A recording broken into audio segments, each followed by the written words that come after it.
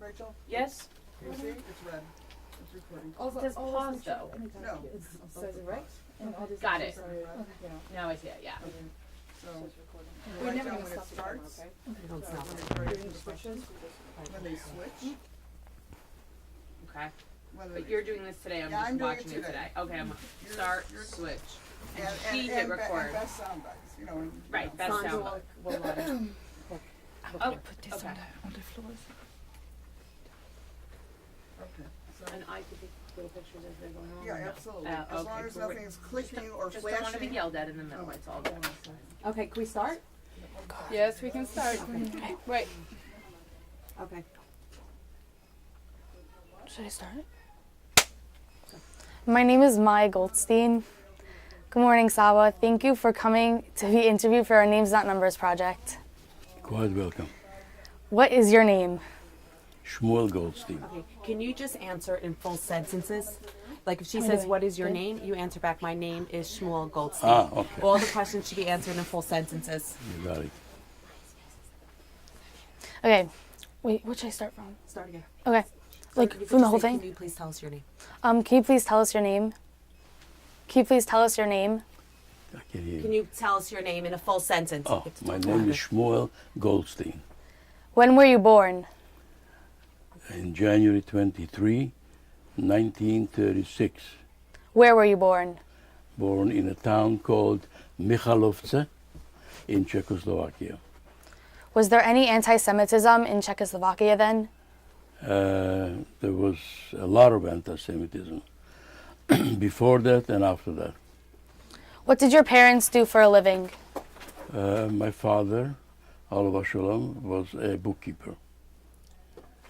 How many Tell us about some anti-Semitism. tell us about some anti-Semitism.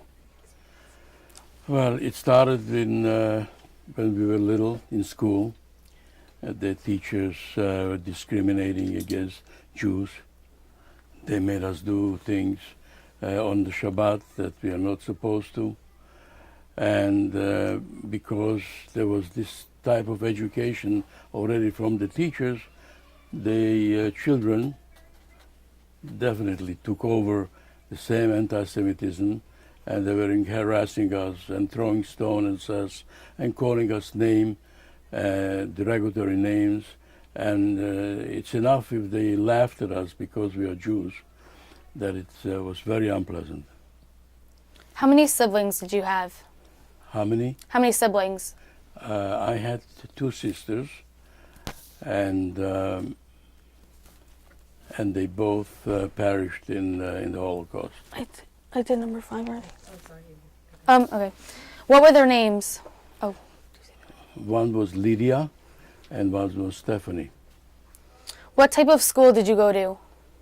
We went to two kinds of schools. The public school, which was run by the city, and then we went to a cheder, which was like a yeshiva. Oh. What languages did you speak at home? At home we spoke actually 2 languages, Slovakian and Hungarian, because my parents went to Hungarian schools. So among themselves they spoke Hungarian, and of course the children picked it up. And also we spoke Yiddish. Did you have any non-Jewish friends? Actually, no, we did not associate ourselves with any Gentiles at all. What activities do you remember doing for fun with your friends? The only thing I can remember is playing soccer, because there was nothing else available. Tell us about what kind of community you grew up in. The community that we grew up in was an Orthodox community, something very similar like in, let's say, Flatbush in New York. And there were approximately 1,000 Jews in our city. Did you experience any anti-Semitism there? Like in your community? There was anti-Semitism? In your community? What do you mean in my community? There were no Jews anti-Semites at all. Your community was only Jews, but what about the non-Jews in your community? At what point did you start experiencing anti-Semitism with them? Okay, so the anti-Semitism was very fragrant all over, and the Gentiles hated the Jews, and they were jealous of the Jews. All the stores in our city were owned by Jews, and they were mostly peasants and blue-collar workers, and they were very jealous that the Jews are the ones that have the better living. Can you describe a Shabbos in your house? Can I? Can you describe a Shabbos in your house? The Shabbos was very similar than we have today. We have the challah, and we had wine, and we have candles, and the shul was a huge, big shul, to which we went Friday night, and we went to, of course, Shabbos morning, and mincha, and arvit, and also we had a smaller shul where people used to sit and learn, like a Bet HaMidrash that we have today. Can you describe a Pesach in your home? Pesach in our home was much simpler than it is today, and there was not much that we had to eat on Pesach. There was no such thing as oil, for instance, so we had to have everything from fat, from a chicken or geese or whatever.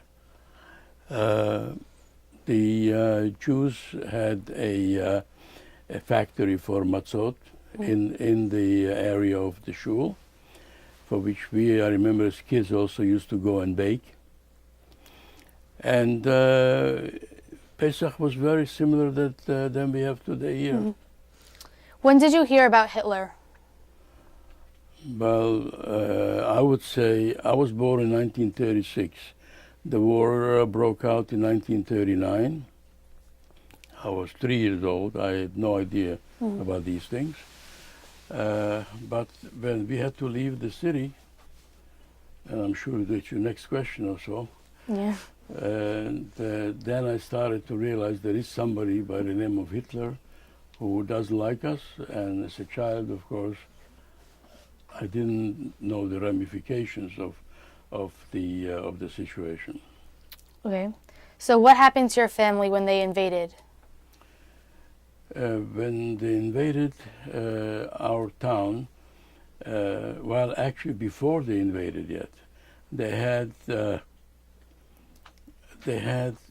friends that they were waiting for them already, for the Germans, and they confiscated businesses, and they started to prepare for deportation to the Auschwitz and all the other places. So I would say this happened around in the beginning of the 40s, 41, 42. Where did you go? We didn't go anywhere from the beginning because my father had an exception. He was a bookkeeper.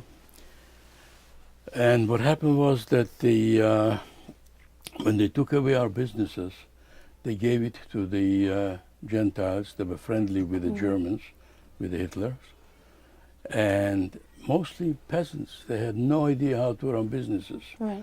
So they left in each business, they left 1 or 2 people to run the businesses. Around, Let me just finish this, it's important. So my father was kept in that store, and he had an exception that he didn't have to be deported or chased out of the city because they needed him to run the business. were you chased out of the city? Was your Later on, yes. Until 1941, was life normal?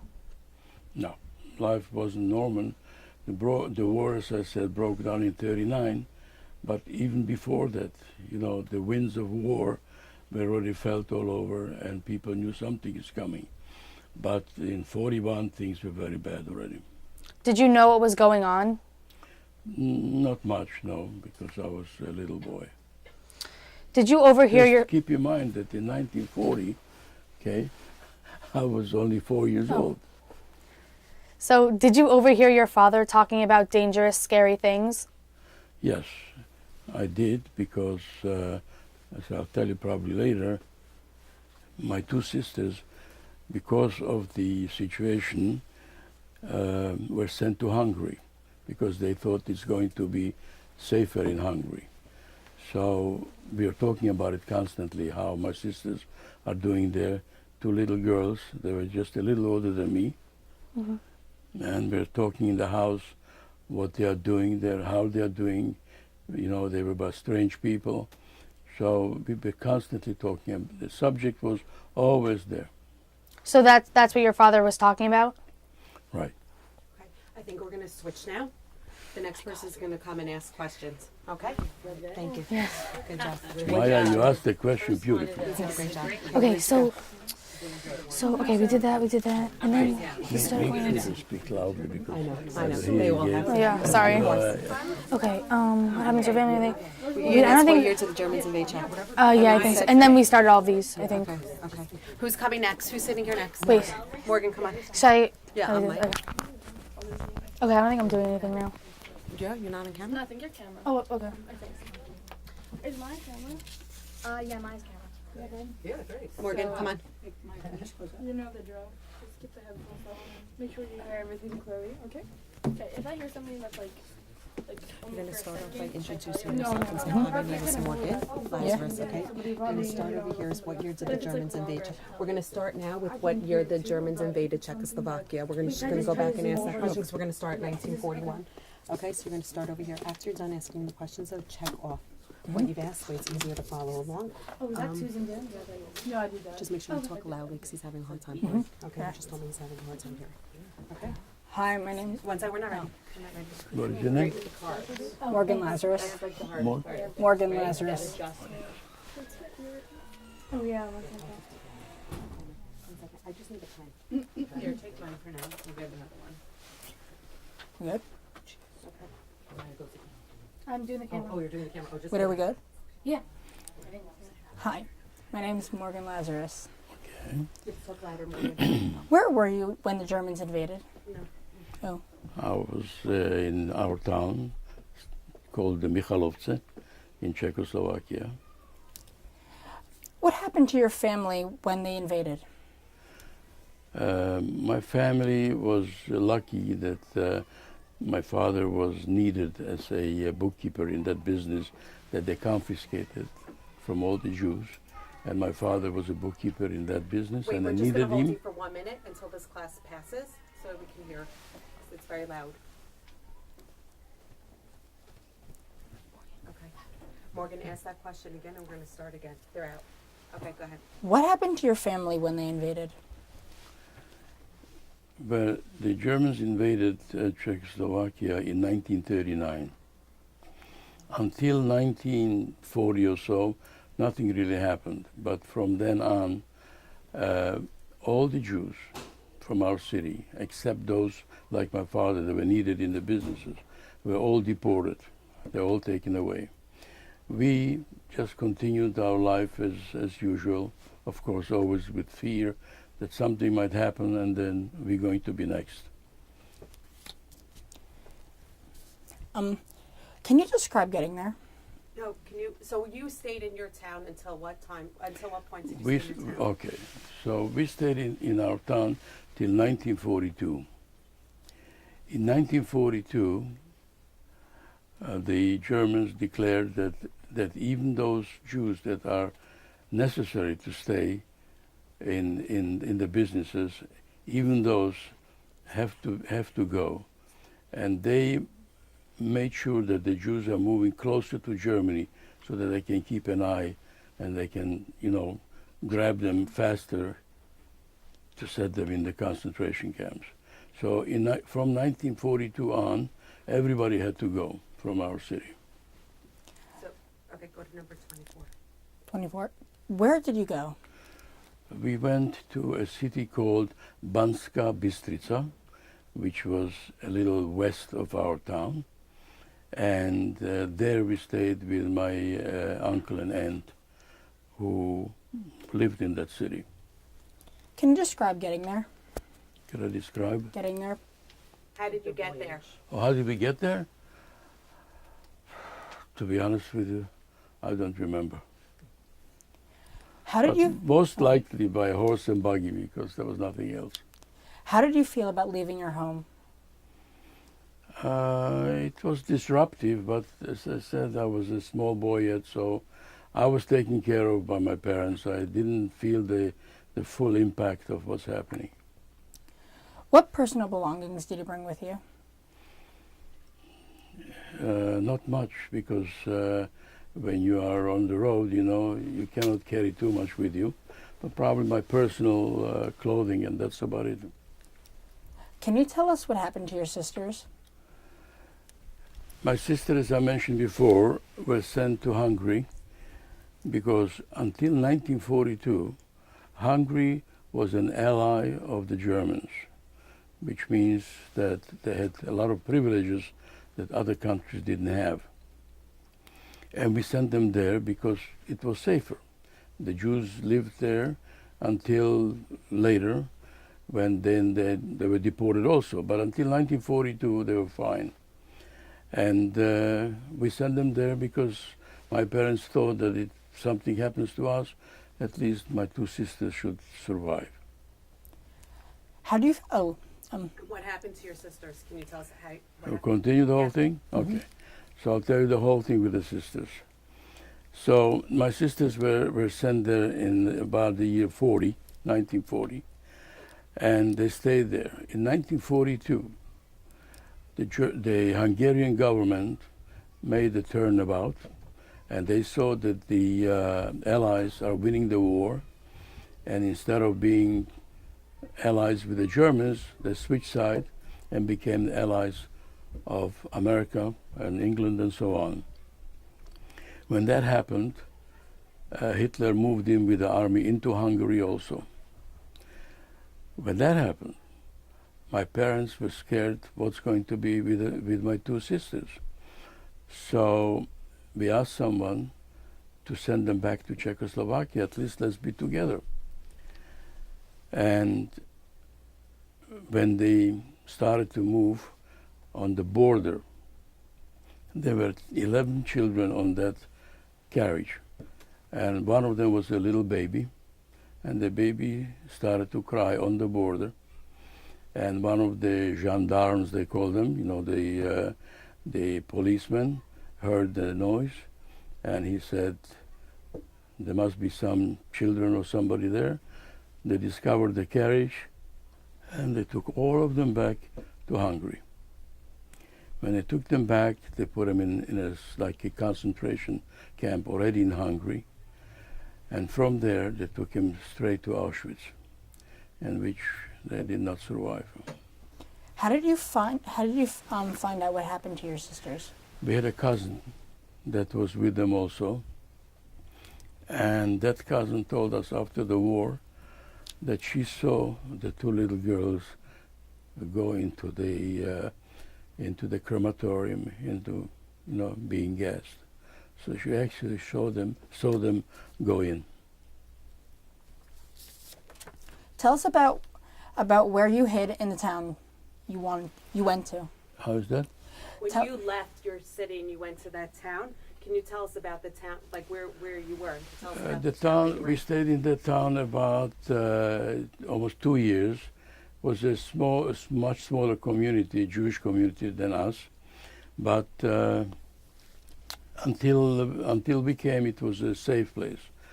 We lived with my uncle, who was a stone engraver in a cemetery, and many nights I was scared, you know, just to look out, you know, all the graves around me. But that's where we lived till we left this city, and which I'll tell you more in detail later. Were there other Jews living there at the time? Yes, there were probably about 100 Jews in that city, and all those people in the city later on had to leave also, and we moved into the mountains, hiding in bunkers, and I will tell you about it later. 1 second. What did you do every day? In that town that you were in, what did you do every day? Did you go to school? No, there were no school in those days.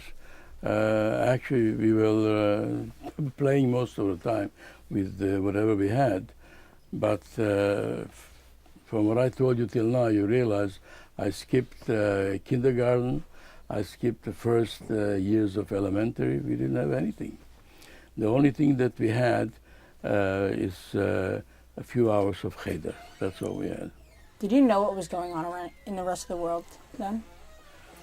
My parents knew what was going on, but I was a little boy. I don't think I realized it. I want to just clarify one thing. When did you find out what happened to your sisters? Did you find out at the end of the war or during the war? After the war. After the war. After the war, that cousin of mine came back. She was a survivor, and she told us exactly what she saw, how my sisters were taken into the gas chamber. How did you get the information? You just said. She lived in our city. She lived in our city. My cousin lived there, and she told us. How many people hid with you? No, ask him, where did you go next? Once you left the town and you left, where did you go? Where did you go next?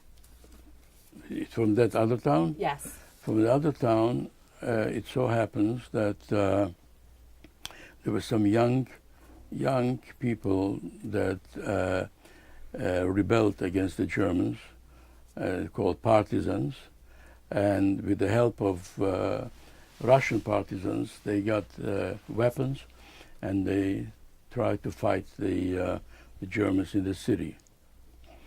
Unfortunately, they didn't succeed, and they were all slaughtered.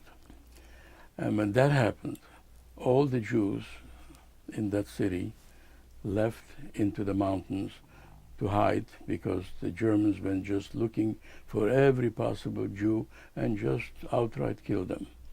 So that's when we moved into the mountains. Okay, we're going to stop here. We're going to switch. Where'd you get up to? What number? I think to. Okay. So now we're up to when you went to go hide in the mountains. Right. Okay. No, go look at that list. Okay, I'm going to tell you in a second. First, we have to introduce yourself. Okay, I'm going to start off. So this is one. Yeah, put your head Should I back. put my hair back like this?